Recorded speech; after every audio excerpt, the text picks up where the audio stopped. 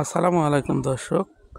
আমি এখন যে জায়গাটিতে আছি আপনারা অনেকেই দেখে জায়গাটি চিনতে পারবেন। এটি দিনাজপুরে অবস্থিত একটি রাবার ড্যাম। এটি আত্রাই নদীর উপর নির্মিত একটি রাবার ড্যাম।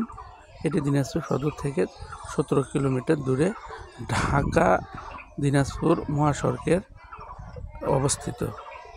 এই রাবার ড্যামের আশেপাশের পরিবেশ খুবই সুন্দর। বিশেষ করে এর পানির পড়ার দৃশ্য এবং পানি পড়ার যে শব্দ এবং এর আশেপাশের যে পরিবেশ, মূলত এখানে একটা পিকনিক স্পটের মতোই বৈকাল করে ভ্রমণ পিয়াসী লোকেরা এই রাবার ড্যাম দেখার জন্য অনেকে এখানে ভিড় করে। তো দর্শক, আজকে এই পর্যন্তই। সবাই ভালো থাকেন।